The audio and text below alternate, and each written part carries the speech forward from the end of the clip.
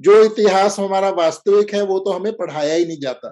तो इसके लिए जो रामकथा सितारों से सुनिए इतनी महत्वपूर्ण कंट्रीब्यूशन है सरोज जी की और दिनेश जी की, और उसका विमोचन करके मेरे को सौभाग्य है मेरा।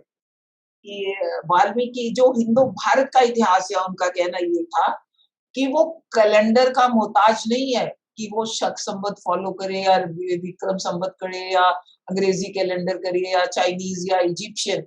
उन्होंने तो स्काई को देख-देख के वर्णन कर दिया। अब वो आप किसी भी कैलेंडर में देखिए, वो स्काई तो बदलने वाला नहीं उसका। अगर ये चैत्र मास शुक्ल पक्ष की नवमी को राम पैदा हुए और उनके सारे के सारे दिए हुए हों विग्रह नक्षत्र कहाँ स्थित थे, तो ये हम सबको मालूम है कि 25,920 साल में द्वारा वही स्काई ब्लू दिखाई नहीं दे सकता।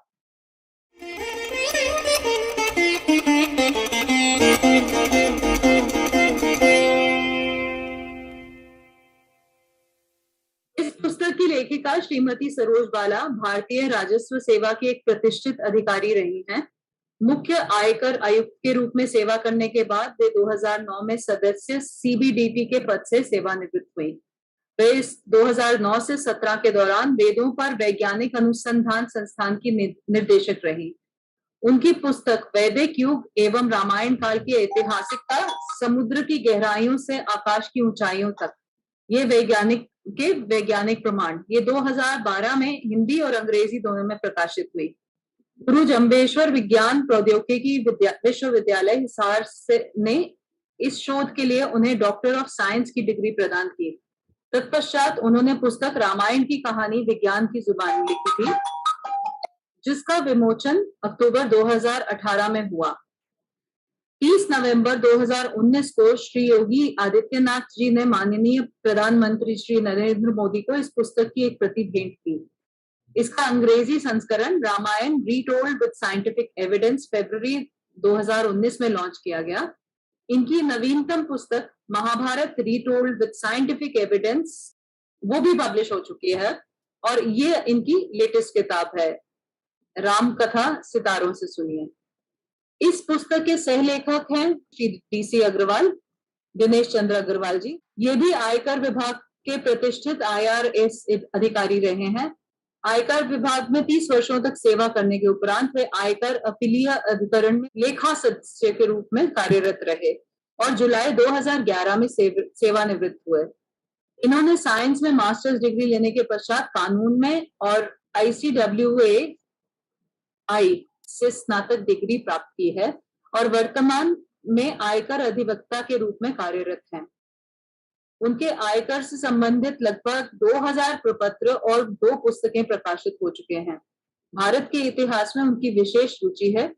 इनका भी दृढ़ विश्वास रहा है कि श्री राम एक ऐतिहासिक पुरुष थे, परंतु उनके अलौकिक गुणों तथा अत्यंत उत्तम चरित्र के कारण इन्हें ईश्वर का स्थान प्राप्त है। राम कथा सितारों से सुनिए पुस्तक के लेखन में उनका यही विश्वास और रुचि प्रतिलिखित होती है। अब मैं संतराम सानू जी से रिक्वेस्ट करूंगी कि वो पुस्तक को इंट्रोड्यूस करें। नमस्कार, राम राम सबको। ये राम के बारे में बोलना और राम की पुस्तक के बारे में बोलना बाकी सब पुस्तकें जिनका मैं विमोचन करता रहा हूं उससे कुछ अलग है, और वो अलग इसलिए क्योंकि राम के बारे में बोलने में राम अपनी राम भक्ति को अलग नहीं रख सकता, उसको साथ साथ ही लेकर चलना पड़ेगा, तभी राम के बारे में बोला जा सकता है। तो प्रश्न ये आता है, और ये पुस्तक ने पूछा कि क्या श्री राम का वास्तव में ही अयोध्या में जन्म हुआ था और उन्होंने सचमुच सज्जन पुरुषों की राक्षसों के अत्याचारों से रक्षा करने के लिए अयोध्या से लंका तक की यात्रा की थी? अब इस प्रश्न के 2 उत्तर हैं। एक उत्तर भक्ति और मनोविज्ञान से प्राप्त होता है और एक विज्ञान से। एक पहलू से हमें ऐतिहासिक अयोध्या और ऐतिहासिक राम की खोज की आवश्यकता ही नहीं है। तुलसीदास के शब्दों में हरि अनंत हरि कथा अनंता, कह ही सुनहि बहुविधि सब संता। कोटि राम है और कोटि रामायण, हरि कथा अनंत है। पाश्चात्य की हिस्ट्री और हमारा इतिहास में यही अंतर है कि हम राम की वास्तविकता सिद्ध करने की आवश्यकता नहीं है। राम हम में समाया है और हम राम में समाये हैं। फिर भी एक तुलसीदास एक और अनोखी बात कहते हैं, नाम बड़ा है राम ते। राम का नाम एक मंत्र है, इस मंत्र के प्रभाव से रत्नाकर वाल्मीकि बन गया। तो फिर हिस्टोरिसिटी का कहां से प्रश्न उठा, अब ये हमको देखना है। हमारे इतिहास में राम की हिस्टोरिसिटी आवश्यक नहीं रही, राम की मर्यादा आवश्यक रही है। राम वास्तविक है, ये तो हम जानते ही हैं। वह हमारे हृदय में वास करते हैं।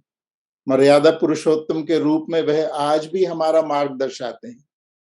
लेकिन आज के संदर्भ में हम दोनों कसौटियों पर खतरा उतरना पड़ेगा, इतिहास की भी और हिस्ट्री की भी, क्योंकि हमारे बच्चों को हमारे स्कूलों में केवल एक तरफा मत पढ़ाया जा रहा है। इस मत में हमारा इतिहास केवल काल्पनिक है, और काल्पनिक होने से यह झूठा है। जो सुप्रीम कोर्ट रामनवमी की छुट्टी मनाता है, वह प्रश्न भी उठाता है कि राम वास्तविक थे, उनकी हिस्ट्री क्या है। राम के प्रति श्रद्धा के साथ साथ हमें आज के सेक्युलर परिवेश में इस प्रश्न का भी उत्तर देना पड़ेगा, और इसी प्रश्न को पकड़ा है सरोज जी ने अपनी पुस्तक में। भिन्न ज्ञान परंपराओं को जोड़कर पुरातत्व तथा पुरा वनस्पति विज्ञान, भूगोल तथा समुद्र विज्ञान, रिमोट सेंसिक और अनुवंशिक अध्ययन, इन सब से रामायण के तथ्यों की पुष्टि करते हैं। बहुत पुरानी सभ्यताओं को उपनिवेशिक ताकतों में वश में कर उनकी पांडुलिपियां जला डाली। हमारे से यहाँ बहुत दूर ही, ज्यादा दूर नहीं, यहाँ पे मायन परंपरा थी। युकाटान पेनिनसुला है मेक्सिको में, वहां पे मायन परंपरा थी। तो उनकी जो कोडिसेस थी, वो सारी की सारी कोडिसेस जला डाली गई। ये कहकर जला डाली गई कि ये तो सब सुपरस्टिशन है इनकी, इसमें कोई तथ्य नहीं है, इसकी सब सुपरस्टिशन है। तो जब वो पूरी की पूरी हिस्ट्री उन्होंने जला दी, तो औपनिवेशिक ताकतों ने फिर उनकी मायन्स की हिस्ट्री पुनः लिखी। लेकिन जो सरोज जी का अद्भुत काम है, हमारे जो सब ग्रंथ हैं, पुराण है, हमारे इतिहास हैं, हमारे महाकाव्य हैं, उसमें ही एक ऐसे तथ्य छुपे हुए हैं जो सितारे हमें रास्ता दिखाते हैं कि ये वास्तविक इनका काल क्या था, कब हुआ, कैसे हुआ। तो वो सब जो शोध सरोज जी ने की है, वो इस पुस्तक में आज बाहर निकल कर आ रही है। और अब आप सरोज बालाजी से ही सुनिए, राम कथा सितारों से सुनिए। बहुत बहुत स्वागत। मेरा बहुत बड़ा सौभाग्य है आज अपने 3 परम विशिष्ट अतिथि, सारे अतिथि बहुत विशिष्ट है हमारे लिए, बहुत प्रसन्न है हम उनको देख के। थोड़ा सा उनका परिचय देना मेरी एक सौभाग्य की बात है। हमारे राम अवतार जी शर्मा, राम अवतार जी बहुत बड़े रिसर्चर हैं राम के स्थानों में शोध। वो 40 वर्ष से अयोध्या से रामेश्वरम तक जाते हैं, वाल्मीकि रामायण और तुलसी रामायण को लेके, और north south east west distance के हिसाब से उन स्थानों को ढूंढते हैं जो रामायण में वर्णित हैं। और फिर उनके ऊपर उन्होंने किताबें लिखी। उन्होंने श्री राम सांस्कृतिक शोध संस्थान ट्रस्ट भी सेट किया। उनकी किताबें पढ़ने में बहुत मजा आता है, बहुत पॉपुलर है वो। उनमें जहां जहां रामचरण चली जाएं, फिर उसके बाद उन्होंने in the footsteps of Shri Ram bilingual किताब लिखी। एक मैंने उनकी एक और किताब पढ़ी, बनवासी राम और लोक संस्कृति, मजा आ गया पढ़ के। तो मैं उनको 21वीं शताब्दी में त्रेता युग का संत मानती हूँ। मैं उनका हार्दिक अभिनंदन और स्वागत करती हूँ। अब हमारे सामने है तंकेश्वर कुमार जी। मैं उनकी किन शब्दों में इंट्रोडक्शन करूं, वो पिछले 10 वर्ष से अधिक समय से वाइस चांसलर रहे हैं यूनिवर्सिटीज के, और वो 5 वर्ष से ज्यादा समय तक GJ university of science and technology Hisar के वाइस चांसलर रहे, और आजकल वो सेंट्रल यूनिवर्सिटी ऑफ हरियाणा के वाइस चांसलर हैं। फिजिक्स उनका सब्जेक्ट है, बहुत किताबें और बहुत आर्टिकल लिखे हैं।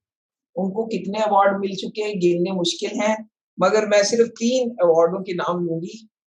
एक उन्हें अवार्ड मिला most dedicated vice chancellor award, दूसरा उन्हें मिला लाइफ टाइम अचीवमेंट अवार्ड, तीसरा विद्यासागर अवार्ड, और बहुत लंबी लिस्ट है, मैं आपको मगर मैंने इस फोरम पे उनको रिक्वेस्ट करके क्यों बुलाया, उसका कारण ये है कि वो इस सब्जेक्ट में और इस तरह की रिसर्च में, क्योंकि फिजिक्स के स्टूडेंट हैं, वो तो स्काई व्यू मेरे से बेटर समझते हैं, उनसे तो जाके मैं समझ लेती हूँ कि आप बताइए, और बहुत इंटरेस्ट रखते हैं, और उन्हीं की इंस्पिरेशन थी कि आपने रामायण की कहानी विज्ञान की जुबानी तो लिख दी, अब उसकी शॉर्टर सिंपलर वर्जन लाइए, वो लिखते। तो मैं उनका बहुत हार्दिक अभिनंदन और स्वागत करती हूँ कि आज हम सभी भाग्यशाली हैं कि वो हमारे साथ आज इस मंच पे शामिल हैं। आचार्य बालकृष्ण जी को कौन नहीं जानता, पतंजलि आयुर्वेदा के वो फाउंडर हैं, पतंजलि के दूसरे सारे ऑर्गेनाइजेशंस के वो स्वामी रामदेव के साथ को फाउंडर हैं, और उनकी उनकी प्रशंसा करना तो सूरज को दिया दिखाने के समान है।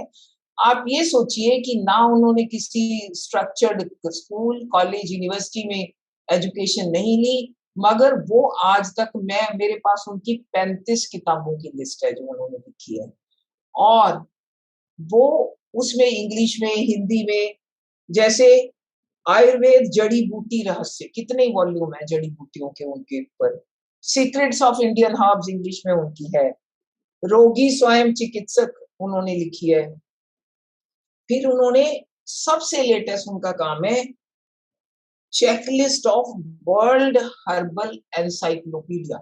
मैं उनसे पिछले 4 साल 5 साल में इस पुस्तक के बारे में बात करती रही हूँ, और वो ये बता रहे थे कि मैं विश्व भर की हर जगह जो पैदा होती है, कोशिश ये है, बड़ी टीम बनाई हुई है विश्व भर में, और हर जगह की हर्ब में क्या मेडिसिनल वैल्यू है उसका एनसाइक्लोपीडिया बना रहे हैं। उसका पहला वॉल्यूम उन्होंने छपा लिया है, 67,000 जड़ी बूटियों की मेडिसिनल वैल्यू उसमें दी गई है। तो ये हमारा सौभाग्य है, और सभी जानते हैं कि वो क्या आज की डेट में आप नेट खोलो तो सबसे पहले दिया होता है द बिलियनियर मतलब इतना बड़ा जो पतंजलि का पूरा सेटअप है, वो है तो उन्हीं के अंडर, उन्हीं के हाथ में है। तो मगर देखिए कि कहाँ से कहाँ एक छोटे से आश्रम में, एक बिल्कुल से करनाल के आश्रम में पढ़ के कहाँ से कहाँ पहुंचे हैं, एक बहुत बड़ी इंस्पिरेशन है। तो मैं उनका स्वागत करती हूँ। अब मेरा निवेदन है तंकेश्वर कुमार जी से कि वो इस पुस्तक का विमोचन करें। मैं सबसे पहले बहुत आपको बधाई देता हूँ। आपकी जो किताब है राम कथा सितारों की वाणी, तो आज जो विश्वास जो मुझे लगता है कि मैडम सरोज जी ने हमें दिलवाया है, वो एक साइंटिफिक पूरी कैलकुलेशंस करके अपने ग्रहों की दशाओं को तिथियों में कन्वर्ट कर कर, और उन तिथियों को उन सभी चीजों से कोरिलेट कर, चाहे वो ओशियोग्राफी हो, चाहे वो बॉटनी की हो, चाहे और बहुत सारी जो मैं समझता हूँ साइंस हो सकती है, तो सब चीजों से उन्होंने उन चीजों को देखा है, और जो पूरा जो इनका पूरा जीवन काल है उनको एक तिथियों में बदल दिया है। और आज जो वो किताब देने जा रहे हैं, तो मुझे लगता है कि ऐसी किताब है कि जो एक आम आदमी भी उसे पढ़कर जो विश्वास कर पाएगा कि कैसे एक जो भी चीज जब लिखी जाती है उसमें कैसे एक साइंटिफिक जो है चीजें उसमें शामिल हो जाती है, और उसको कैसे रिकन्वर्ट किया जा सकता है। ये एक साइंटिस्ट के लिए बड़ी एक बहुत सोचने वाली बात है, और जो आदमी जो है उसको किताब को पढ़ेगा तो मुझे लगता है कि जो लोग इस विषय अंधविश्वास करते हैं, जो लोग मानते हैं कि ये मिथ है, वो उनका भी जो है मुझे लगता है कि उनको कुछ सीखने को मिलेगा। मुझे उम्मीद है कि जो उनकी किताब है वो बहुत पॉपुलर होगी, और इसके साथ साथ ये जो भारत का जो लोग, कुछ लोग जो है जो भारतीयता समझते हैं कि वो ऐसा नहीं है, वो उनको विश्वास होगा। और एक बहुत बड़ा काम जो है मैं समझता हूँ मैडम सरोज जी ने और दिनेश जी ने कर दिखाया है। मैं उनको बहुत बहुत बधाई देता हूँ। जय हिंद, जय भारत। हमारे लिए बहुत सौभाग्य की बात है कि जिस प्रकार प्राचीन काल में ऋषि शोध करके जनमानस को चैतन्य रखते थे, इसी प्रकार ऋषिकाएं भी थी जो पूरा सहयोग करती थी ऋषियों को, और भारत के ज्ञान विज्ञान को विश्व में फैलाती थी। उन ऋषिकाओं का नाम लेना समय बहुत हो जाएगा, लेकिन मैं मानता हूं कि सरोज जी ने जिस तरह का काम किया है, सरोज जी आज के युग की ऋषिका हैं, और भविष्य में इनके इस योगदान को उसी प्रकार समझा जाएगा जिस प्रकार प्राचीन ऋषियों का सम्मान के साथ नाम लिया जाता है। जहां तक पुस्तक के बारे में बात है, सरोज बाला जी ने अब तक जो पुस्तकें लिखी उसके बारे में चर्चा हो चुकी है, इसलिए मैं उसको मैं नहीं कहूंगा। लेकिन सरोज जी ने जिस प्रकार किया है, उस संबंध में मेरा निवेदन ये करना है कि एक तो सरोज जी ने दूसरों को पढ़कर नहीं लिखा, सरोज जी ने स्वयं भूमि से जुड़कर ये सारे शोध किए हैं। इस तरह हम कह सकते हैं कि ये मूल है, नया है, किसी की नकल नहीं है। इतना ही नहीं, उन्होंने पोंगापंथी कोई बात नहीं की, सारी बातें जो कुछ कही उसके वैज्ञानिक प्रमाण ढूंढे हैं। आसमान से लेकर पाताल तक और भूमि पर जो कुछ उपलब्ध है, सरोज जी ने वो वैज्ञानिक ढंग से किया, और जो कुछ लिखा वो एकदम तर्क संगत ढंग से लिखा है। इसी तरह से सरोज जी ने ये जो राम द्रोही कहूंगा मैं तो उनको, जो रामद्रोही तरह तरह का जनता में भ्रम फैला रहे हैं, वैज्ञानिक प्रमाण देकर सरोज जी ने उनके ऊपर करारा जवाब दिया है। और ऐसे लोगों का जो राम जी के अस्तित्व में प्रश्न चिन्ह लगाते हैं, सच पूछो तो उनके मुंह पे ताला लग जाएगा, अब भी लग गया है। उनकी पुस्तकें इस प्रकार की रही है। सरोज बाला जी ने ये जो पुस्तक लिखी है, ये केवल आज के लिए उपयोगी नहीं है, ये भविष्य में हमारा एक इतिहास बनेगी, और आने वाली पीढ़ियों को ये सतत जागृत और मार्गदर्शक बनी रहेगी, ऐसी मैं आशा करता हूं। आपने केवल रामत्व पर काम नहीं किया, राम जी के विज्ञान पर काम किया, राम जी के भूगोल पर काम किया। हमने, हमारे जो विद्वान है अभी तक, अधिकांश ने राम जी के रामत्व पर काम किया। राम जी कैसे राजा, कैसे योद्धा, लेकिन आपने तो राम जी को एक तरह से मंदिर से बाहर लाकर जन जीवन में स्थापित किया है। तो मैं सरोज बाला जी को इसके लिए हृदय से बधाई देता हूं, और मैं आशा करता हूं कि ये पुस्तक जन जन के लिए मार्गदर्शक और ज्ञानवर्धक रहेगी। प्रणाम। सर्वप्रथम तो माता सरोज बाला जी और भाई दिनेश जी और पूरी टीम से मैं क्षमा चाहूंगा। सुदूर हिमालय की तलहटी में हूँ, उन्हीं भगवान श्री राम के आदर्श और मर्यादाओं के साथ में अपनी संस्कृति के यज्ञ और साधना की परिप्रेक्ष्य में हम यहाँ पर हैं। अद्भुत रचना है भगवान श्री राम को इतिहास और अतीत, सितारों के माध्यम से भगवान श्री राम को समझने का, समझाने का यह प्रयास वास्तव में स्तुत्य है, प्रशंसनीय है। और जितनी ऊर्जा मैंने माता सरोज बाला जी के अंदर महसूस की है, वो हर एक भारतीय संस्कृति और सभ्यता और हमारी प्रकृति को मानने वाले व्यक्ति में होनी चाहिए। हम ऐसा महसूस करते हैं, ऐसा मेरे अटूट मानना है। संक्रांत सानू जी से पहले रिक्वेस्ट करूंगी कि वो हमारी पुस्तक को लॉन्च रिलीज करें। पुस्तक की मेरे पास प्रत्यक्ष में अभी कॉपी नहीं आई है, लेकिन मैं उसका कवर यहाँ पे आपको दिखा रहा हूँ।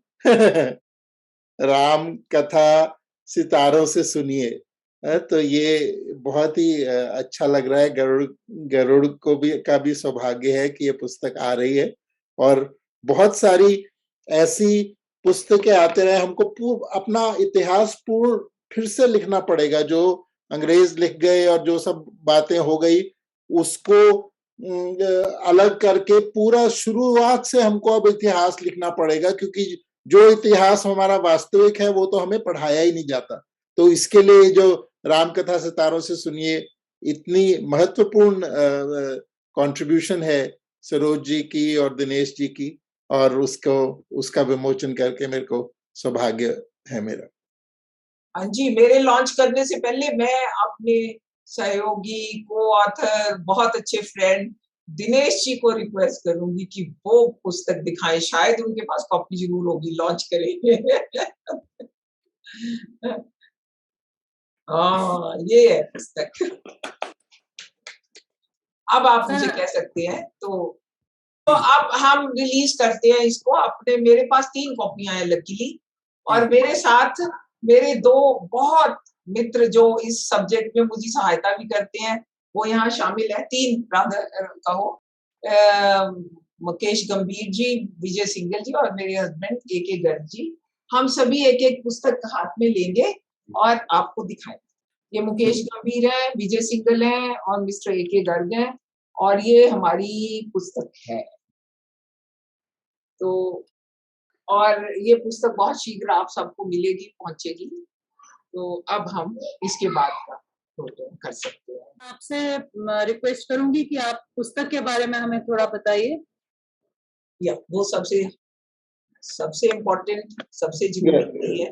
प्रकाशक की तौर से मैं ये बोल दूं कि garudbooks.com पर जाकर आप इसकी अभी बुकिंग कर सकते हैं, पुस्तक की garudbooks.com। देखिए, ये जैसे बताया, मैं तो इंडियन रेवेन्यू सर्विस में थी और आज से 9 साल पहले तक कभी इंग्लिश के सिवा किसी लैंग्वेज में काम नहीं करा था, उसी तरह पढ़े थे। मगर एक इस सेंचुरी के शुरू होते ही एक धुन लग गई।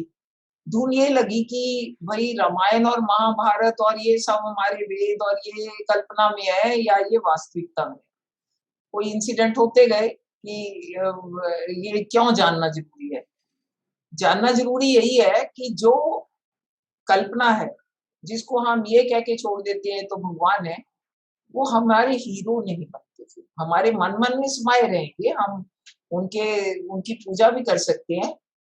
तो एक कुछ इंसिडेंट ऐसे हुए कि ये जानना जरूरी हो गया कि राम कृष्ण ये सब वाकई में आए, वो नर से नारायण बने या वो काल्पनिक भगवान थे। मगर आज के जमाने में इसको जानना आस्था में, तो जैसे साधु साहब ने कहा, हम सबके मन में, तन में, रोम रोम में राम बसे हैं भारतवर्ष वासियों के। तो ये जानने का तरीका क्या है? अब चैलेंज यही था कि ये जानने का तरीका प्योरली साइंटिफिक होना चाहिए। मैं यहाँ पे डॉक्टर APJ कलाम का बहुत धन्यवाद करूंगी, उनको याद कर रही हूँ बहुत मन से कि उन्होंने एक बहुत बड़ी गाइडेंस। थोड़ा सा मेरे पास बैकग्राउंड था, अपने पुष्कर भटनागर जी मेरे साथ ही अपनी हमारी सर्विस में थे। उन्होंने इस सब्जेक्ट को शुरू किया था, ये स्काई व्यू देखने का। मगर APJ कलाम जी बहुत क्लियर थे कि वाल्मीकि जो हिंदू भारत का इतिहास है, उनका कहना ये था कि वो कैलेंडर का मोहताज नहीं है कि वो शक संवत फॉलो करे या विक्रम संवत करे या अंग्रेजी कैलेंडर करे या चाइनीज या इजिप्शियन। उन्होंने तो स्काई को देख देख के वर्णन कर दिया। अब वो आप किसी भी कैलेंडर में देखिए, वो स्काई तो बदलने वाला नहीं उसका। अगर ये चैत्र मास शुक्ल पक्ष की नवमी को राम पैदा हुए और उनके सारे के सारे दिए हुए हों विग्रह नक्षत्र कहाँ स्थित थे, तो ये हम सबको मालूम है कि 25,920 साल में द्वारा वही स्काई व्यू दिखाई नहीं दे सकता। तो अब चैलेंज पहले ये था कि उनकी पहले डेट ऑफ बर्थ के टाइम के पूरे 7 पैरामीटर वाल्मीकि रामायण में दिए हैं और किसी की बात नहीं है। सबको मालूम है कि पहली ओरिजिनल रामायण वाल्मीकि रामायण है। बाद में 350 रामायणें लिखी गई, पर सबको रामायण ही कहते हैं, नाम तो सबके अलग है।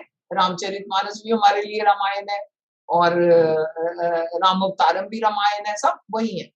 तो रामायण सबसे ओरिजिनल है और वाल्मीकि जी ने खुद ही लिखा कि जब उन्होंने इसकी रचना कर ली तब श्रुति स्मृति से आई पहले कि अब दुनिया को इसको कैसे बताया जाए। तो उन्होंने कहा अच्छा मैं लव कुश को सिखा देता हूँ, वो आगे श्रुति स्मृति से जाती रहेगी, फिर कभी ये राइटिंग में बाद में आई श्रुति स्मृति से आती। अब एपीजे कलाम जी का कहना ये था, उन्होंने 5-6 मैंने क्या किया था, मैं स्काई व्यू जनरेट जब किए, उन्होंने कहा कि वाल्मीकि जी ने सीधा इंडिकेट कर रखा है कि पुनर्वासु नक्षत्र में इक्विनॉक्स होता था। आपको सबको पता है कि अर्थ सूर्य के चारों तरफ घूमती है, उसका प्रिसेशन होता है इक्विनॉक्स का। तो उन्होंने बिल्कुल स्टिक 5114 बीसी में श्री राम के जन्म के सारे जो नक्षत्र और प्लैनेट्स की स्थितियां हूबहू वही मिली।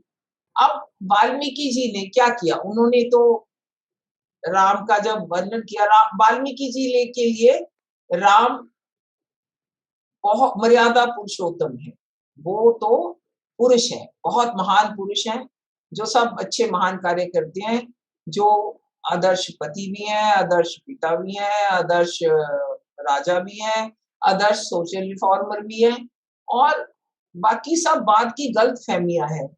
उन्होंने बड़ा क्लियर करके उसको दिया।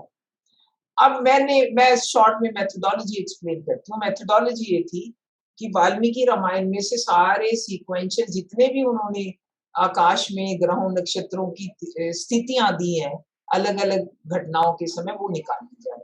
अब आप इसमें देखोगे कि आपको सानिनेरी सूर्य मेष में और शुक्र मीन में, मंगल मकर में कैप्रिकॉर्नस में, सैटर्न लिब्रा में, जुपिटर कैंसर में और मून भी उसी में राइज हो रहा है और वो कैंसर राशि उदय हो रही है। अब ये जो दृश्य है ये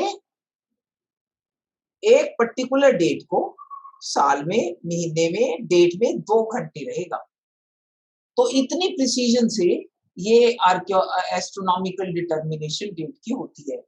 और इस स्लाइड में को बुक में शामिल करने से पहले हमने क्या क्या एफर्ट किया है, कम से कम 2011 से आज तक हमने कम से कम 6 सेमिनार किए हैं नेशनल और इंटरनेशनल एस्ट्रोनॉमर्स और एक्सपर्ट्स और आर्कियोलॉजिस्ट को बुला के।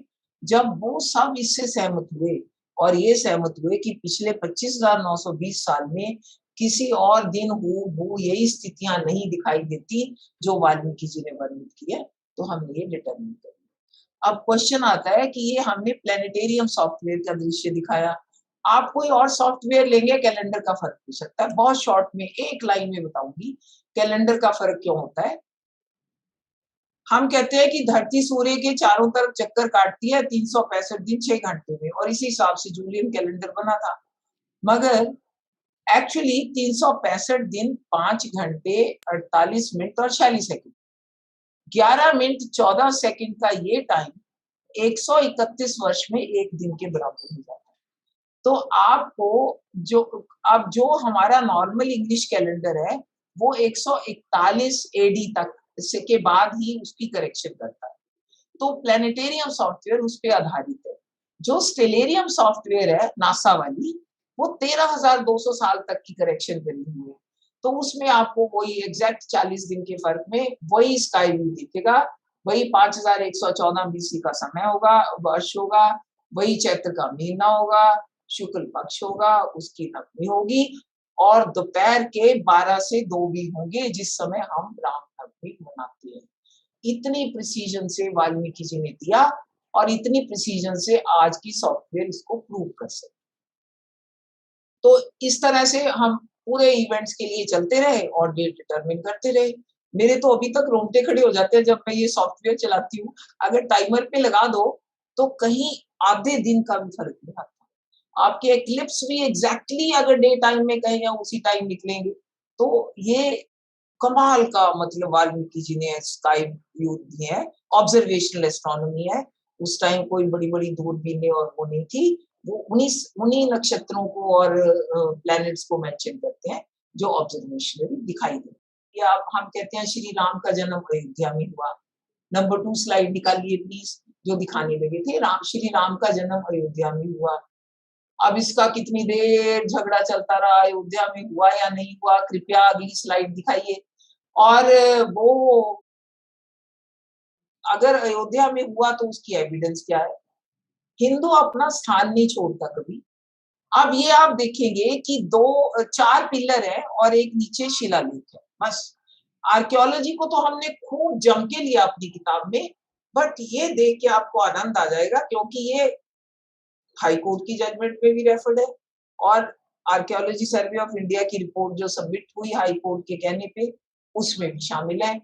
आप देखिए कि ये पिलर जो यहाँ दिखाए गए हैं, ये बाबरी मस्जिद के तटबंधों के साथ जोड़े गए थे।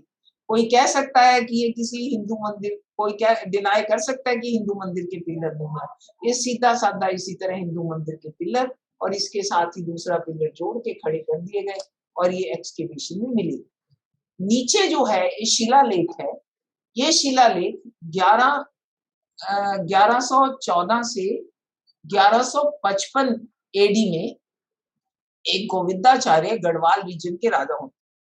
इस शिलालेख में सीधा साधा लिखा है कि गढ़वाल के राजा ने, गोविंदाचार्य ने अपने टाइम में अपने अंडर ये मंदिर का निर्माण किया, भव्य मंदिर का निर्माण किया जिसमें इतने पिलर हैं, डिटेल है।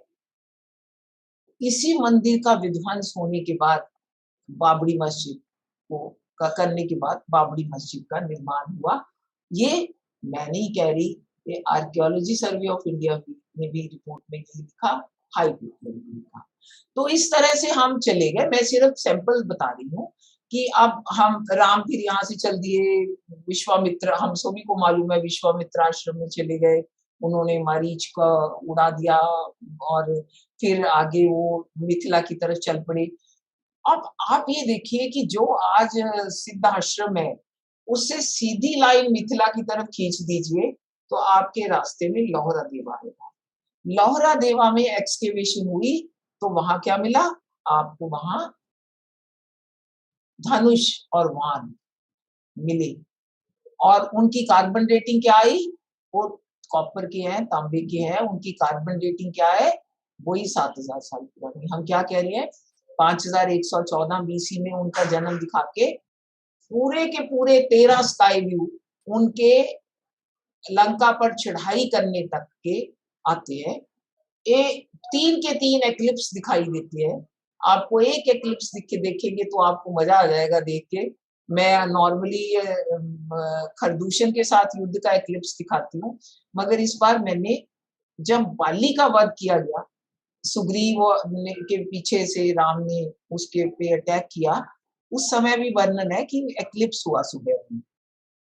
वो एक्लिप्स भी वही सुबह के 8 बजे आपको किष्किंधा से ही दिखाई देगा और वही आषाढ़ के महीने की अमावस्या को जो रामायण कहती है।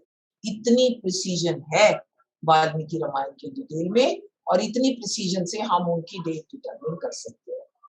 तो अब उसके बाद लंका में जब रावण सीता को धमका रहे हैं तो भी एक्लिप्स है, सन मून है, तो वो ग्रहण भी आपको एग्जैक्टली उसी तरह दिखेगा जो आपके वाल्मीकि रामायण में मेंशन है।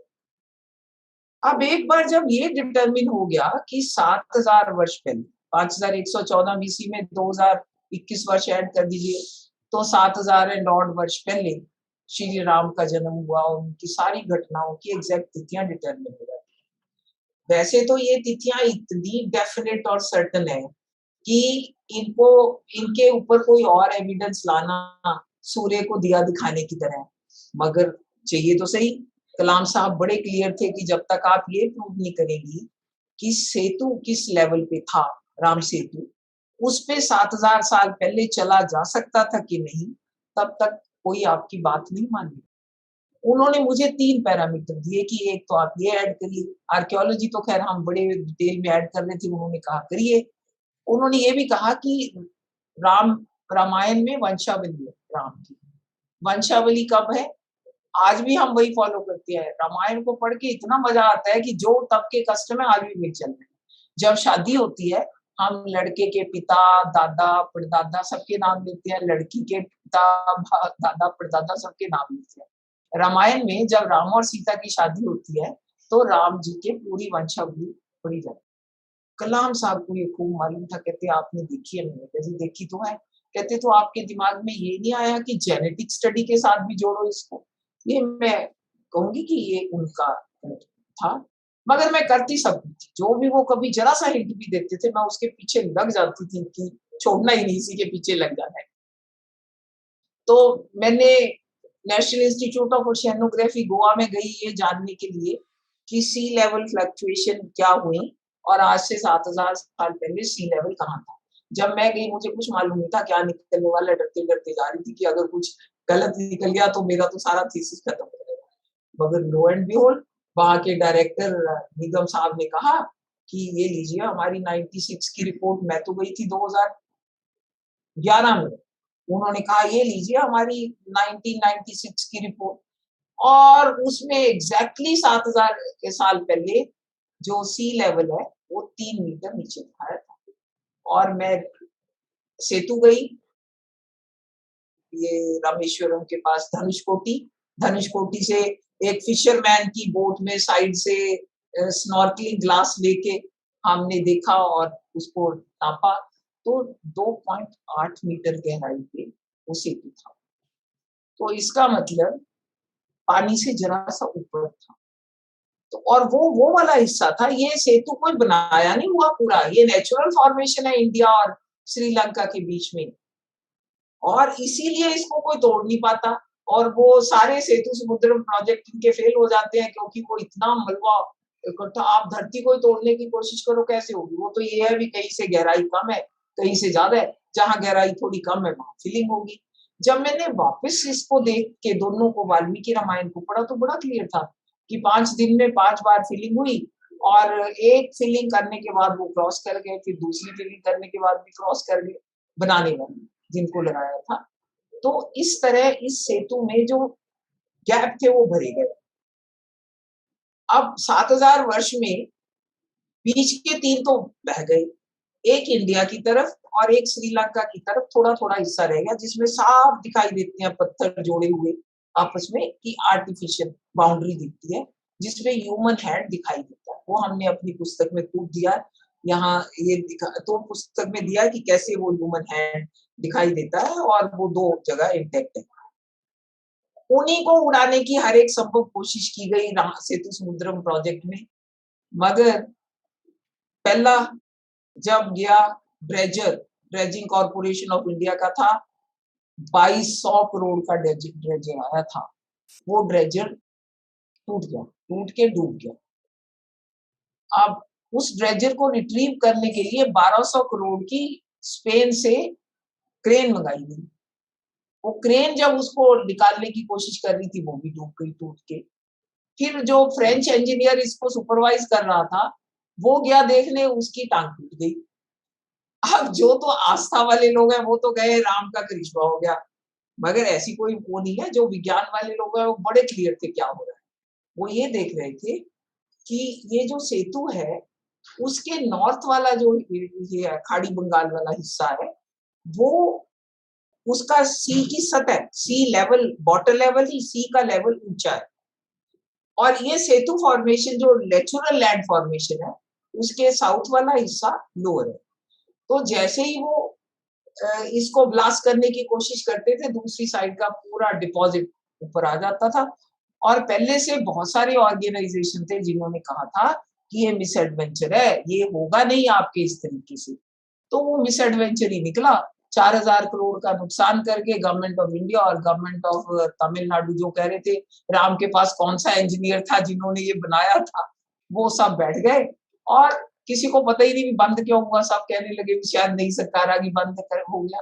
अरे बंद तो वो हो गया क्योंकि हो ही नहीं सकता था उस मेथोडोलॉजी और टेक्नोलॉजी से।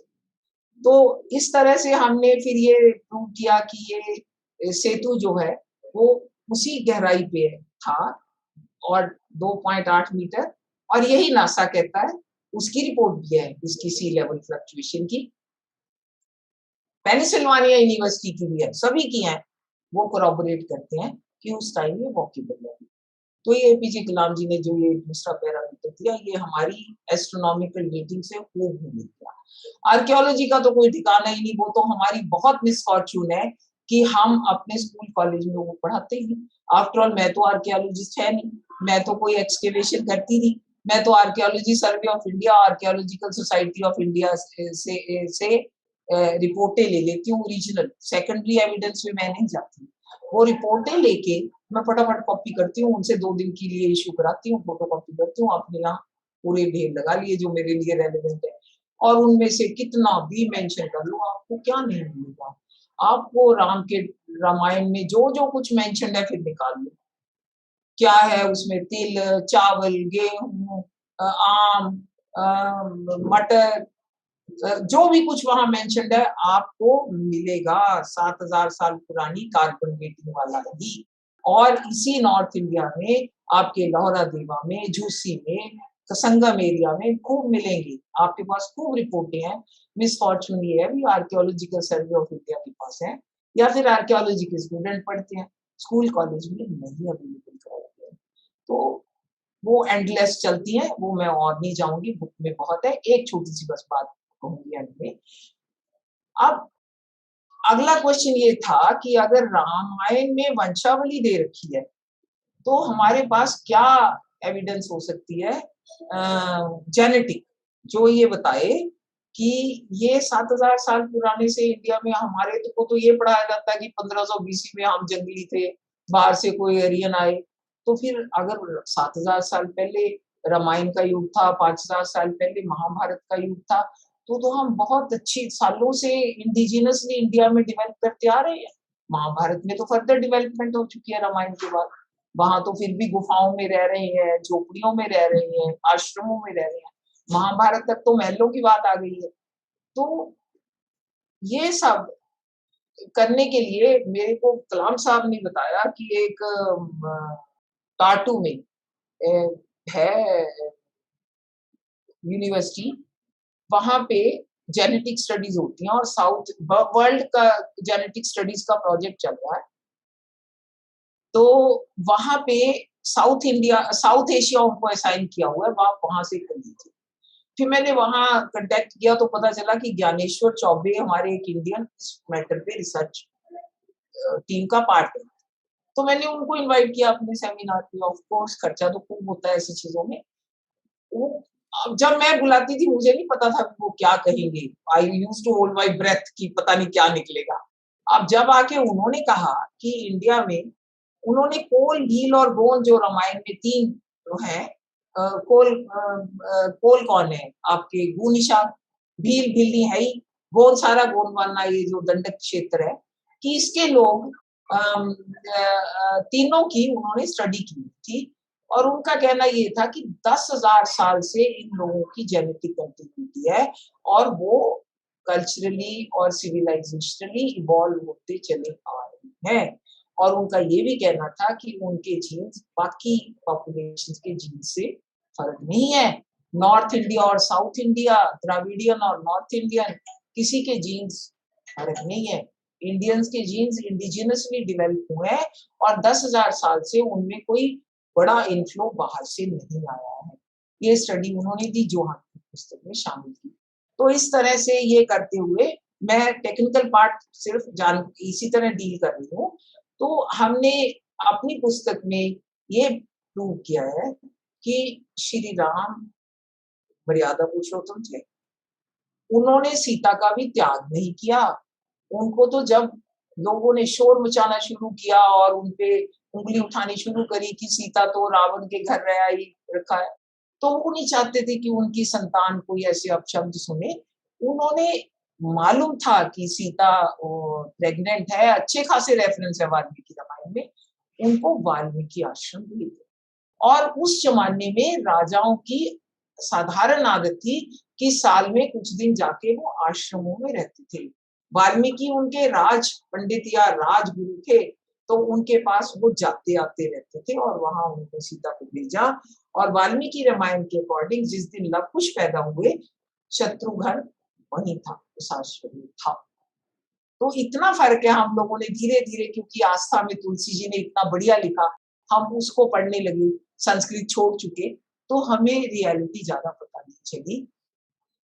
इन शब्दों के साथ मैं ये बोलूंगी कि मैं ये टेक्निकल पार्ट से मैंने डील किया, मगर मेरे जो सहयोगी हैं डीसी अग्रवाल जी ने इसको बहुत अच्छा एंगल दिया। उन्होंने कहा कि हम इसमें पूरी इमोशंस लाते हैं, पूरी ग्रेटनेस लाते हैं, पूरा वो। अब आप थोड़ी सी शब्द आप उनसे सुनेंगे तो बहुत अच्छा। Thank you. आदरणीय doctor Tankeshwar Kumar ji, vice chancellor Haryana university, आदरणीय आचार्य बालकृष्ण जी, सीईओ पतंजलि आयुर्वेद, आदरणीय डॉक्टर राम अवतार जी, आदरणीय श्री शंक्रांत शानू जी, फाउंडर गरुड़ प्रकाशन, और आदरणीय सभी श्रोतागण, आप सबका हमारी पुस्तक राम कथा सितारसों सुनिए के विमोचन पर हार्दिक स्वागत है। इस पुस्तक की मुख्य विषय वस्तु श्री राम के जीवन की प्रमुख घटनाओं की तिथियों का आकलन है, जो वाल्मीकि रामायण के विभिन्न श्लोकों में उद्धृत नक्षत्रों की आकाशीय स्थितियों के आधार पर सॉफ्टवेयर से संगणना करके निकाली गई हैं। सुश्री सरोजवाला जी ने इस विषय वस्तु का परिचय बड़े ही सरल और सुंदर प्रकार से दिया है। इस पुस्तक को लिखते समय हम लोगों ने देखा कि रामायण में वर्णित भिन्न भिन्न घटनाओं के समय नक्षत्रों की स्थितियों से जो तिथियां निकली वे एक दूसरे से ठीक से संबंध रखती हैं। ऐसा संभव नहीं लगता कि कोई अपनी कल्पना मात्र से विभिन्न तिथियों में आने वाली सितारों की स्थितियों का वर्णन कर सकेगा। भिन्न भिन्न तिथियों में जब श्री राम के जीवन में घटनाएं हुई और जब नक्षत्र की वर्णित स्थितियों के अनुसार उनकी तिथियां निकाली गई, तो सब एक दूसरे से सटीक बैठी। दिनांकों का और नक्षत्रों की स्थितियों का कोई अंतर नहीं मिलता। श्री राम के जन्म के समय सितारों की जो स्थिति थी और जिसका वर्णन वाल्मीकि रामायण में किया गया है, वह कल्पना के आधार पर नहीं हो सकती जब तक कि किसी ने स्वयं आकाश में इसको देखा ना हो। इसी प्रकार 25 वर्ष की आयु में जो सितारों की स्थिति होगी, जिस समय श्री राम वनवास के लिए प्रस्थान कर रहे थे, उस समय उस सितारों की स्थिति की कल्पना अपने आप में करना संभव नहीं है जब तक कि एक्चुअली ऐसे ना हो। 7000 वर्ष पहले कंप्यूटर जैसी कोई सुविधा नहीं थी, तो क्या वाल्मीकि जी ने श्री राम के जन्म की तिथि की कल्पना कर ली और उस तिथि के अनुसार सितारों की स्थिति का वर्णन कर दिया? ये कैसे संभव है? किसी राम के जीवन की भिन्न भिन्न घटनाओं के समय तारों की स्थिति की गणना केवल कल्पना मात्र हो सकती है। ये सब संभव नहीं लगता। वाल्मीकि रामायण के श्लोकों का कंप्यूटर सॉफ्टवेयर से परीक्षण शोधकर्ता के लिए उत्साहवर्धक तो है, पर श्री राम की भक्ति में डूबे आम जनमानस के लिए उतनी रोचकता उत्पन्न नहीं करता। विशेष है जब भक्ति भाव में विभोर जनता उन्हें भगवान के स्वरूप से नीचे नहीं देखना चाहती। इसलिए यह उद्देश्य सामने आया, श्री राम की भावनापूर्ण जीवन यात्रा के कोमल पक्षों का शोध से निकले तथ्यों के साथ ऐसा सामंजस्य किया जाए कि वे सब राम की जीवन गाथा के अंश लगने लगे और श्री राम एक पौराणिक व्यक्तित्व से बाहर निकलकर एक ऐतिहासिक और साक्षात जीते जागते महापुरुष लगने लगे। इस उद्देश्य को सामने रखकर सॉफ्टवेयर से निकाली गई तिथियों में घटित घटनाओं को चिन्हित किया और उनमें निहित मानवेतर संबंधनाओं के साथ मिलकर नई सिरे से कथा का वर्णन किया, जिससे श्री राम के जीवन का भावनात्मक पक्ष उभर कर आए और जिससे लोगों को लगे श्री राम एक मानव थे जिनमें त्याग, आदर्श, प्रेम, समर्पण, मर्यादा, शक्ति, कौशल आदि गुण कूट भरे थे। वैज्ञानिक साक्ष्यों से समर्थित रामायण के प्रसंगों का भावनात्मक वर्णन अमृत जैसा आनंद देता है। श्री राम का व्यक्तित्व एक और आदर्श पुत्र, आदर्श भाई, समर्पित पति और आदर्श शासक का है, तो वही व्यक्तित्व दूसरी ओर मानवीयतर संवेदनाओं से मुखरित होता है। उनमें भाई से वियोग का दुख, भाई को चोट लगने से हुई पीड़ा, पत्नी के साथ व्यतीत पलों का सुख अथवा वियोग, पिता की आज्ञा का पालन करने का संतोष अथवा उनकी मृत्यु का दुख, सीता को सुरक्षित कर खरदूषण से अकेले युद्ध करने की आकुलता अथवा लक्ष्मण के घायल और मूर्छित होने पर घनघोर विलाप, ये सब भावनाएं श्री राम के मानवीय व्यक्तित्व का वर्णन करती हैं। एक उदाहरण देखें। एक बार जब 25 वर्ष की आयु पूर्ण करने पर जब उनका राज्यतिलक होने को था, तो वाल्मीकि जी ने तारों की स्थिति का वर्णन किया और बताया कि यह तिथि राजा दशरथ के लिए अशुभ है। महारानी कैकेयी के मांगने पर उन्होंने श्री राम को वनवास के लिए कह तो दिया, पर श्री राम पितृभक्त से पूर्ण श्री राम ने एक क्षण की देर किए बिना वनवास स्वीकार किया, राजपाट सब त्याग दिया और आदर्श पुत्र का उदाहरण देते हुए वनवास के लिए प्रस्थान किया। पर भात प्रेम में और पत्नी के प्रति समर्पण में उन्होंने दोनों को अपने साथ वनवास में चलने की सहमति प्रदान की। इसमें श्री राम का वह भावनात्मक पक्ष उभर कर आता है, पर अपने कर्तव्य और पितृ आज्ञा को मानने में अपनी स्वार्थ भावना को कठोरता से दबा देने का गुण भी मुखरित होता है। एक और उदाहरण देखें। वाल्मीकि रामायण के 3 अध्याय में श्री राम का खरदूषण से युद्ध का वर्णन किया गया है। नक्षत्रों की स्थिति के अनुसार सूर्य ग्रहण हो रहा था। श्री राम का मन बहुत व्याकुल था, कहीं कोई अनहोनी न हो जाए, उसकी संभावना से वे बहुत विचलित हो गए। सीता को लक्ष्मण के साथ सुरक्षित स्थान पर भेज दिया और स्वयं अकेले खरदूषण के हजारों सैनिकों से युद्ध करने के लिए तैयार हो गए। पत्नी और भाई की सुरक्षा की चिंता, अपने ऊपर आत्मविश्वास, उन्होंने अकेले ही खरदूषण की समस्त राक्षस सेना को समाप्त कर दिया। इस घटना से भी सितारों की स्थिति, उनका प्रभाव और श्री राम की मानवीय संवेदनाएं मुखरित होती हैं। इसके अतिरिक्त ऐसे बहुत से प्रकरण हैं जहां श्री राम के भिन्न भिन्न मानवीय गुणों का अनुभव होता है। महारानी कैकेयी द्वारा उनको वनवास दिए जाने के पश्चात भी उन्होंने कहीं पर भी महारानी कैकेयी के प्रति कोई भी निराशा, रोष या असम्मान नहीं दिखाया और उतने ही सम्मान से उन्होंने माता कैकेयी से वनवास जाने की आज्ञा मांगी। भारत से मिलने पर आंसू भरकर रोए, बहुत प्रेम से गले लगाया, सुख दुख की बात की, चलाने की सलाह दी, पर पिता की आज्ञा के विपरीत वापस अयोध्या जाने को तैयार नहीं हुए। यहाँ उनका भ्रातृ प्रेम खुलकर सामने आता है, पर आदर्श पुत्र की भूमिका में पिता की आज्ञा के विपरीत नहीं जाने का दृढ़ संकल्प भी स्पष्ट होता है। एक शासक के रूप में श्री राम जनता की भावना और विचारों के प्रति बहुत संवेदनशील थे। ये जानते हुए भी कि सीता पूर्णतः उनके प्रति समर्पित है, फिर भी जनता की शंकाओं के समाधान के लिए सीता के अग्नि परीक्षा की पहल को उन्होंने मना नहीं किया और इसके बाद अयोध्या में भी जनता की आलोचना को ध्यान में रखते हुए उन्होंने सीता जी को वाल्मीकि आश्रम की ओर भेज दिया। एक आदर्श शासन की स्थापना के लिए उन्होंने अपने व्यक्तिगत प्रेम और सुविधा को त्याग दिया, पर इससे सीता के प्रति उनका प्रेम कभी भी कम नहीं हुआ। उन्होंने अपने पूरे जीवन काल में पत्नी के प्रति संपूर्ण समर्पण का उदाहरण प्रस्तुत किया, कभी किसी दूसरी स्त्री के प्रति कोई आसक्ति नहीं दिखाई। ये सब ऐसे गुण हैं जो जन साधारण के लिए एक उदाहरण है, एक आदर्श है, इसलिए वो मानव व्यक्तित्व से उठकर भगवान की श्रेणी में आ जाते हैं। हमने इस पुस्तक में नक्षत्रीय स्रोत के साथ श्री राम के इन आदर्श गुणों को समाहित किया है, जिससे सभी वर्ग के पाठकगण इस शोध के आधार पर अनुभव कर सके श्री राम एक मानवीय व्यक्तित्व और ऐतिहासिक पुरुष थे, जिनमें ऐसे आदर्श थे जो उन्हें मानव से ऊपर उठाकर भगवान का स्वरूप प्रदान करते हैं। जब पाठकगण ऐसा ही अनुभव करेंगे और श्री राम को काल्पनिकता से वास्तविकता में लेकर आएंगे, हमारा पुस्तक लिखने का उद्देश्य पूर्ण हो जाएगा।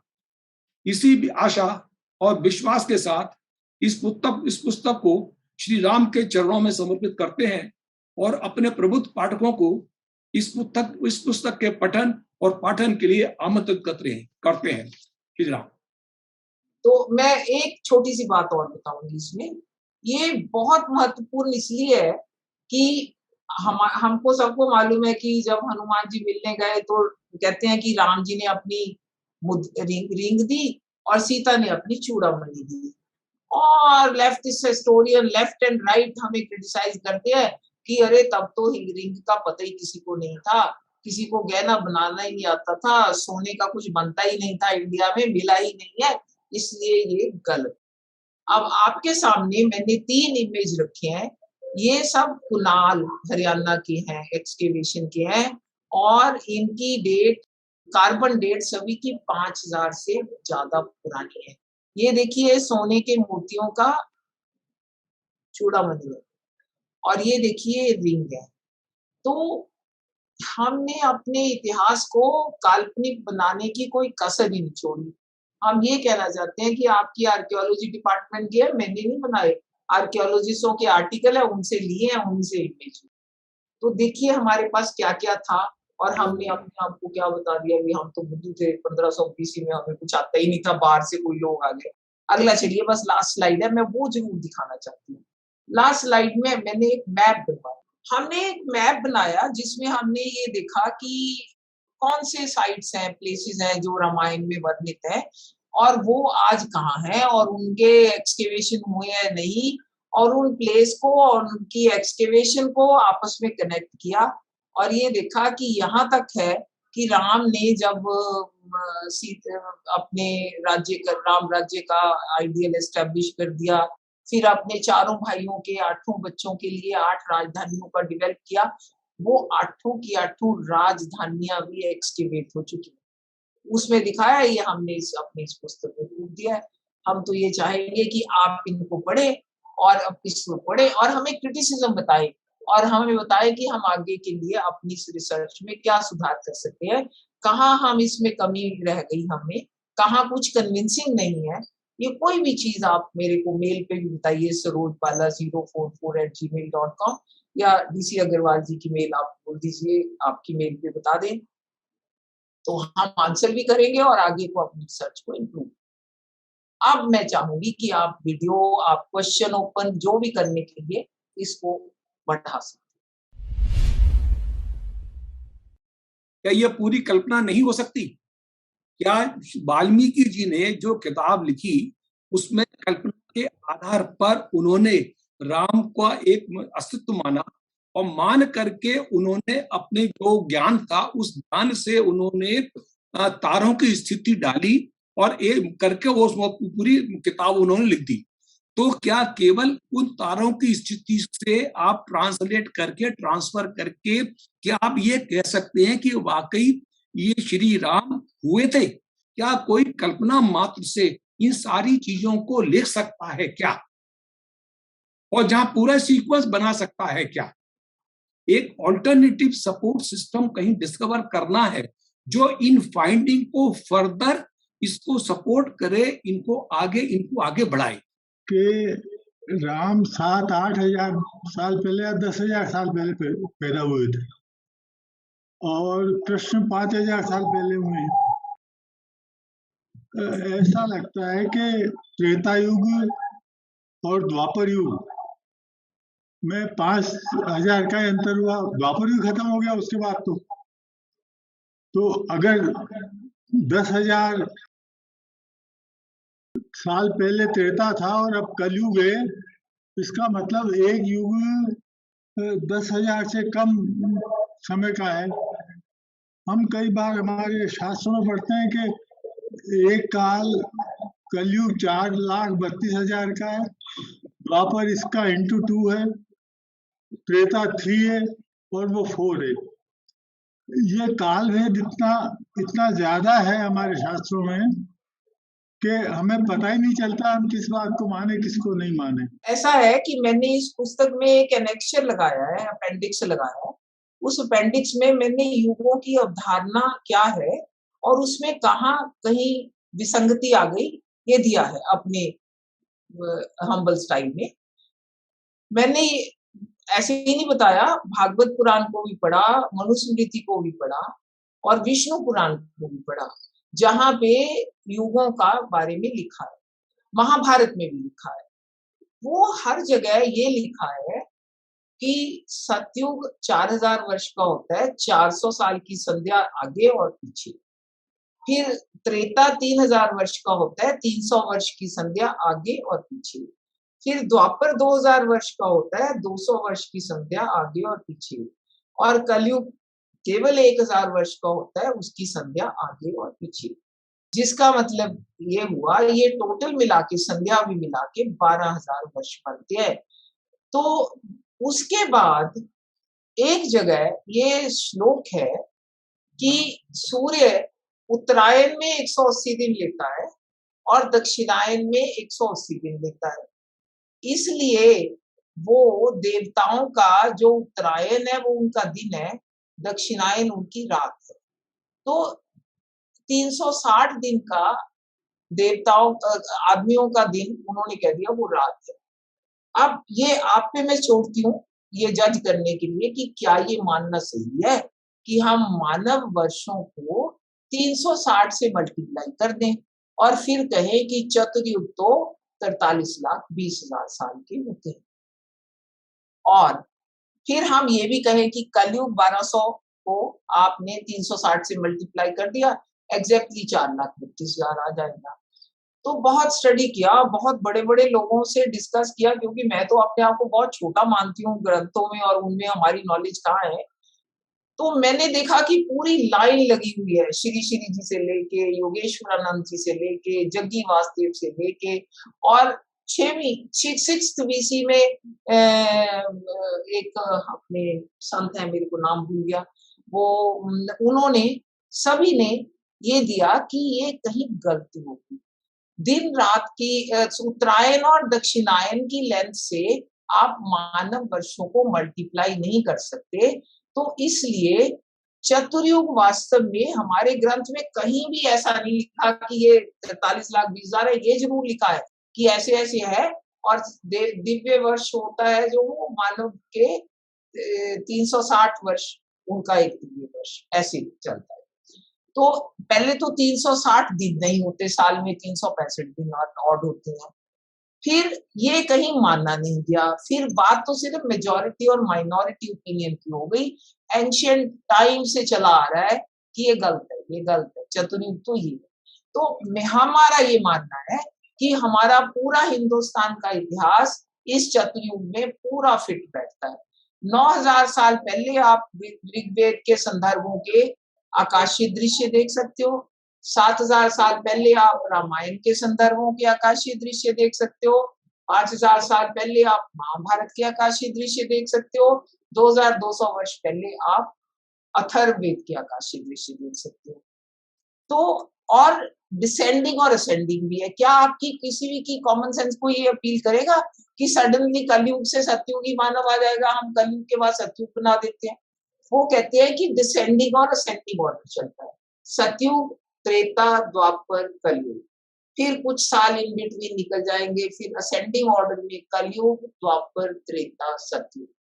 ये कहने वाले बहुत बड़े-बड़े संत हैं। मैंने 8 संत मतलब विद्वान है, मैं संत शब्द नहीं यूज करूँ, साइंटिस्ट है, इंडियन भी हैं, फॉरेनर भी हैं। मैंने उन सबको कोट भी किया है, उनके रीजंस भी दिए हैं। एक छोटा सा आर्टिकल अपनी किताब में लगाया है ताकि युगों की इस अवधारणा को समझा जा सके। ये मेरा मानना है, बाकी सबका। मैं सरोज बाला मैडम और दिनेश अग्रवाल जी का ही कुलीग हूँ। मैं भी भारतीय राजस्व सेवा को बिलोंग करता हूँ। मेरा ये है, जैसे अभी दिनेश जी ने कहा ना कि हमें अल्टरनेटिव एक लिंक डेवलप करना पड़ेगा beyond a particular period of time, prove that these events really took place during that period, and it is not a mythological story, and it is a historical fact. तो क्या, is there any way we can reconstruct history up to 8,000 years back or something like that? Is there any way to reconstruct history that way? मैं जवाब दूं madam इसका? मैं दूं? मैं अपने दोस्त हैं, भाई है हमारे। अब सवाल ये होता है, कोई भी साइंटिफिक चीज जब तरीके से प्रूव होती है, तो जब तक कि उसको डिस्प्रूव ना हो, वो प्रूव मानी जाती है। और अगर उसको फर्दर प्रूव, सब्सिक्वेंट साइंटिस्ट को, सब्सिक्वेंट जो रिसर्चर्स है, उनको आगे नया मेथड डेवलप करके उस चीज को सपोर्ट करना है या डिस्प्रूव करना है। पर ये तो आज की डेट में जो मैडम ने काम किया है, उसके अगेंस्ट में कोई भी चीज नहीं है जो ये कह सके कि ये गलत है। बाकी सब कल्पना करिए, आर्गू करिए, कुछ करिए, वो नहीं, मैं कल्पना की और इसकी हिस्टोरिसिटी के बारे में मुझे कोई डाउट नहीं है। लेकिन जैसे इतिहास लिखा जाता है, जैसे हमारे पास जो रिटन हिस्ट्री है वो फ्यू थाउजेंड इयर्स तक की है, तो authentically any methodology which is acceptable to the modern society, क्या उस तरीके से इतिहास को पीछे जाके लिखा जा सकता है, which may be accepted by the modern society? अच्छा, दूसरी बात यह है कि जैसे इस पुस्तक में मुझे ऐसा लगा कि आपने राम के मानवीय गुणों को उजागर किया है, और उन्होंने जो भी किया, जो भी उनका कार्य क्षेत्र रहा, जो उन्होंने जो युद्ध लड़े, जो समाज के लिए अपने चरित्र का एक उदाहरण पेश किया, तो वो इस रूप में पेश किया कि एक मनुष्य इस तरह से अपनी लाइफ को कंडक्ट कर सकता है, और उसके अंदर ये गुण हो सकते हैं, और मानवीय रूप में सहज रूप से एक मनुष्य इस तरह के चरित्र का निर्माण कर सकता है। और जो उन्होंने जो बड़े बड़े युद्ध लगे, जैसे हजारों की सेना, खरदूषण की सेना को उन्होंने एक संक्रमण काल में ही अकेले ही उनको सबको मार गिराया, और उस युद्ध में वो जीत भी गए। तो ये सब चीजें मनुष्य सुलभ हैं, और हमें इस बात में क्यों संकोच होना चाहिए कि वो एक दिव्य शक्ति थे? मतलब क्या हम इस संकोचवश नहीं कहते कि हमारी सारी थीसिस या रिसर्च को एक ढकोसला ना बन जाए, एक मजाक का विषय ना बन जाए? हम मतलब उसको दिव्य शक्ति, उनकी दिव्य शक्ति को मान नहीं सकते क्या? मैं छोटी सी यहाँ क्लैरिफाई ये करूंगी। आइडिया एग्जैक्टली यही था कि मॉडर्न जनरेशन जिसको समझ सकती है। अभी तक तो क्या है, हमारी हिस्ट्री तो माइथोलॉजी हिस्ट्री है, हमारी वो माइथोलॉजी है, क्योंकि वो किस पे निर्भर है? सिर्फ जो रूलर्स हमारे, एक अंग्रेज हमारे पे राज करते थे, भला वो क्यों कहने लगे कि आपने हमें सभ्य किया कभी? वो क्यों मानने लगे कि संस्कृत से लैटिन निकली होगी? वो नहीं मानने वाले थे। मगर अनफॉर्चुनेटली बाद में वही चलता रहा। मगर उसमें आपको कभी कोई साइंस मिली है? ये सारी किताबें, ये सारी जो रिसर्च है, वो मैं अकेली कभी नहीं कर सकती थी। आपको तो गेहा साहब शायद मालूम भी होगा, आप कई फोरम पे आए भी होंगे मेरे सेमिनार्स में। हमने 2009 में मेरे रिटायर होने के बाद ये मई जून में एक institute of scientific research on Vedas create करी, और उसके एडवाइजर कौन लिए? एडवाइजर लिए आर्कियोलॉजिकल सर्वे ऑफ इंडिया के director, additional director general, national institute of oceanography के डायरेक्टर, कैलेंड्रिकल कैलकुलेशन जो करते हैं एस्ट्रोनॉमिकल सेंटर ऑफ नैनीताल के डायरेक्टर, और कैलकाटा में हमारे पोजिशनल एस्ट्रोनॉमी सेंटर के डायरेक्टर, और आर्कियोलॉजी में तो बिश्त साहब एंड मंजुल साहब एंड ऑल कितने लोगों को लिया। फिर हमने पैलियोबॉटनी, प्लांट भी उस टाइम के जो थे, जो रामायण में मेंशन्ड है, हमने ये भी ढूंढा क्या एविडेंस है कि वो 7000 साल पहले इंडिया में थे, क्योंकि नॉर्मली तो कोई कहता ही नहीं कि कोई प्लांट भी थे तब। तो हमने नेशनल इंस्टीट्यूट, आपको तो मालूम है कि हमने पैलियोबॉटनी की जो इंस्टीट्यूट है लखनऊ की, और अहमदाबाद की फिजिकल लेबोरेटरी से भी साइंटिस्ट जोड़े। तो ये कोई, और जियोलॉजी सर्वे ऑफ इंडिया से बल्दिया साहब को जोड़ा। अब इन सबको हमने कहा भी आप अपने अपने लेक्चर दीजिए, बताइए आपका सब्जेक्ट क्या कहता है। हम तो उसको लेंगे, आपसे ही और इनपुट लेंगे, उसको समझेंगे, उनमें आपस में कोई रिलेशन है तो जोड़ेंगे। तो एटलीस्ट मैं ये कह सकती हूँ कि मुझे बहुत बड़े-बड़े विद्वानों ने ये क्या कहा है कि जब कोई नया आइडिया पूरे विश्वास और पूरी एविडेंस के साथ सामने आता है, तो उसको थोड़ा-सा समय लगता है मगर वो आता ज़रूर है। मेरा ये मानना है कि सिर्फ इंडिया का नहीं, आज से 10 साल, 15 साल, 20 साल बाद पूरे विश्व का इतिहास इसी तरह विज्ञान में के आधार पे लिखा जाएगा। इतिहास आर्ट का सब्जेक्ट नहीं रहेगा, इतिहास मल्टीपल साइंसेस का सब्जेक्ट बन जाएगा। ये मेरे को विश्वास है, मेरी जीवन टाइम में नहीं होने वाला, मगर ये होगा। और ये हिस्ट्री ऐसा नहीं है कि कोई मानता नहीं है। बहुत लोग ये कहते हैं कि ये सब जो लेफ्टिस्ट राइटिस्ट हिस्ट्री है, एपीजे कलाम जी क्या करते थे, उन्होंने पूरी किताब, ये पूरा थीसिस जो मैंने आपके सामने रखा है, पूरा का पूरा एपीजे कलाम की पहले गाइडेंस में है, फिर उन्होंने पढ़ा। उन्होंने ये कहा अब इम्पेशेंट मत होना, ये कोई नया जो लिखा जाता है, ये मेरा तो कहते हैं एक ही पर्पस था कि हिस्ट्री ना लेफ्टिस्ट हो ना राइटिस्ट हो, हिस्ट्री साइंटिफिक हो, जिसमें हम शेयर्ड प्राइड फील कर सकें, बायस कोई ना हो। तो हम ये समझते हैं कि हमने एक अच्छी अटेम्प्ट करी है, मैंने और डीसी अग्रवाल ने मिलके। पहले एक हमने और कोई किताब भी लिखी इस सब्जेक्ट पे कि ये बिगिनिंग होगी और लेफ्टिस्ट राइटिस्ट हिस्ट्री नहीं रहेगी। इंडिया की हिस्ट्री की पूरी होलोसीन पीरियड हम सबको मालूम है कि 11,700 साल पहले तो होलोसीन पीरियड हुआ। इसी पीरियड में आपके सतयुग, त्रेता, द्वापर, कलयुग, डिसेंडिंग असेंडिंग आने हैं। पर मेरे को कोई डाउट नहीं लगता कि यही है। हाँ, फर्दर स्कोप रिसर्च का हमेशा होता है, और ऐड करेगा और ऐड, कल कुछ और एविडेंस आ जाएगा, ऐड करो, ऐसा हमारा मानना। ठीक है, मैं जैसे आपको एक मामूली सी चीज सजेस्ट करूंगा कि एक शिव गीता जो है वो पब्लिश हुई है वहां से, चित्रपुर एक का आश्रम है कर्नाटक में। तो वो लोग, उनका मठ है और वहां पर mostly headed by Saraswat Brahmins, they are very realized souls. तो उन्होंने जो लिखा है उसमें जो, जैसे राम ने जब पंचवटी में रहते थे, जब उनको ये पता लगा कि उनको सीता को वापस लाने के लिए रावण जैसे शख्सियत से युद्ध करना पड़ेगा, तो और रावण के पास में जो शक्तियां थी उनको काउंटर करने के लिए उन्होंने एक बहुत बड़ी तपस्या की थी। तो उसमें पूरा डिटेल्ड वर्णन है। और उसके बाद में वो तपस्या कोई बहुत ही विकट टाइप की थी, उसमें कोई मामूली तपस्या नहीं थी। तो उसको करने के बाद में उनको शिवजी ने दर्शन दिए, और उनके साथ में शिवजी के साथ में बहुत सारे और देवता है, उन्होंने सबने अपनी अपनी शक्तियां उनको प्रदान की।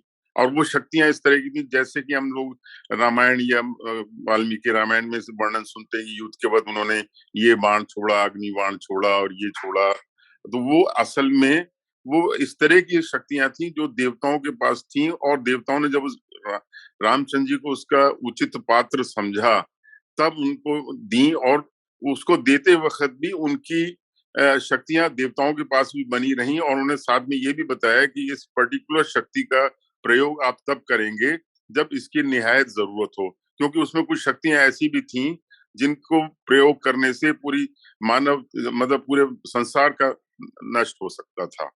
तो अगर उसका कोई साइंटिफिक बेस ढूंढा जाए कि उन्होंने किस किस्म की तपस्या की और उस तपस्या का क्या उद्देश्य था और क्या प्रक्रिया थी जिससे उन्होंने उस प्रकार की शक्तियों को हासिल किया, तो वो कोई अगर वो मानव के रूप में उन्होंने जन्म लिया था, चाहे वो दिव्य पुरुष भी थे, तो एक मानव जीवन व्यतीत करते हुए उन्होंने किस किस्म के प्रयोग किए और किस तरह से उन शक्तियों को हासिल किया, और वो शक्तियों का लिटरल मीनिंग क्या है। क्योंकि इतनी बड़ी बड़ी युद्ध हुए हैं जिनका हम लोग एक नैरेटिव फॉर्म में सुनते हैं, मतलब एक पोएट्री। आई थिंक हाँ, यह जी हम आपकी बात समझ गए हैं। कई लोग होंगे और प्रश्न पूछने वाले। मिस्टर गिया, मैं ये कहूंगी कि यहाँ पे मैं कोट करूंगी भगवान सिंह जी को, बहुत बुक्स लिखी हैं उन्होंने, मैं उनकी किताबों को बाइबल मानती हूँ। उन्होंने जैसे लिखा है हड़प्पन, वैदिक हड़प्पन किताब लिखी है कि एक्चुअली हड़प्पन कौन है, प्री हड़प्पन, अर्ली हड़प्पन कौन है, वैदिक लोग है। तो वो ये जो है ये अपने अपने नाम, सबका एंगल अलग अलग है देखने का, सबके पीछे कोई ना कोई रिसर्च पॉसिबल है, और उसका सारे एस्पेक्ट कोई एक आदमी कर लेगा, मैं कर लूंगी या दिनेश जी कर लेंगे, आप कर लेंगे, संभव नहीं है। ये भी एक एंगल है, जिसको जिसने किया उसको हम रिस्पेक्ट करते हैं, मगर ये एंगल हमने अभी स्टडी नहीं। Wonderful to be here at the launch with all the distinguished guests and our two amazing authors, Saroj ji and Shri Agarwal.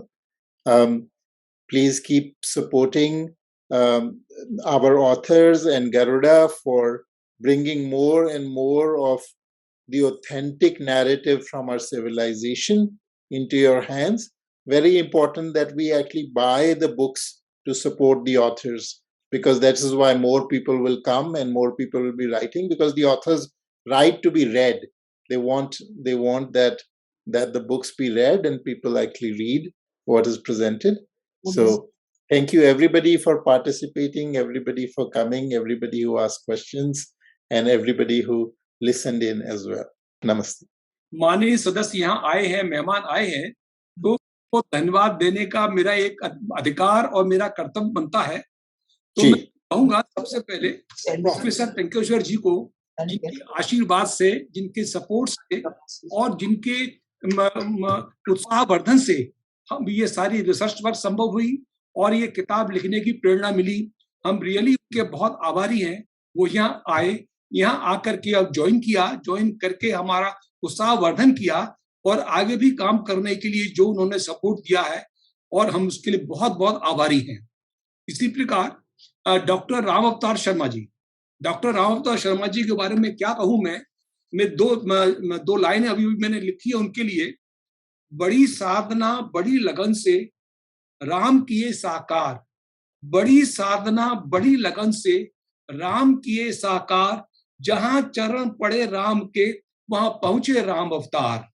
बहुत बहुत धन्यवाद राम आपका, बहुत बहुत राम धन्यवाद आपका। आपके साथ रहने से हमको वही भावना मिलती है कि बाकी सब कुछ राममय हो जाता है। ये हमारा आज का प्रोग्राम भी एकदम राममय हो गया आपके यहाँ आने से, आपके विमोचन करने से। धन्यवाद, बहुत धन्यवाद। ये पतंजलि के श्री बालकृष्ण जी नहीं है, फिर भी जो मैसेज आया है उसके आधार पर मैं उनको बहुत बहुत धन्यवाद दूंगा कि उन्होंने अपना बहुमूल्य समय निकालकर हमारे लिए वीडियो प्रेषित किया, और वो वीडियो से हमको जो एनकरेजमेंट मिला, जो सपोर्ट मिला, उसके लिए हम उनको बहुत बहुत धन्यवाद देते हैं, उनका बहुत आभार प्रकट करते हैं।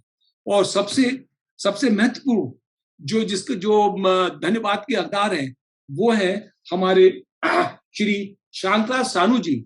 उन्होंने जितनी मेहनत से, जितने प्यार से और जितनी लगन से इस किताब का जो उन्होंने प्रकाशन किया है, और कई दफा हम लोगों ने बार बार कुछ ना कुछ में अपना रद्दोबदल, कुछ चेंज, कुछ नया डालने की कोशिश किया। उन्होंने बड़े सहर्ष से उसको स्वीकार किया और कभी भी कोई भी किसी किस्म का एक विरोध या निराशा प्रकट नहीं की। और जो आउटपुट किताब का आया है तो रियली बहुत ही अट्रैक्टिव है, और उस सब के लिए हम आपको बहुत बहुत बहुत दिल से धन्यवाद देते हैं। आपके साथ एसोसिएशन बनाए रखने के लिए हमारा प्रयत्न रहेगा। Thank you to everyone. Finally मैं सभी अपने श्रोतागणों को, सभी अपने पाठकों को जो इसमें शामिल हुए, उन सबको धन्यवाद देता हूं, जो उन्होंने इतना अपना बहुमूल्य समय निकाल कर हमारे साथ जुड़े और जुड़ करके इतने प्रेम से और इतनी जो है ना धैर्य से हमको सुना। Thank you all, thank you all, thank you all, thank you.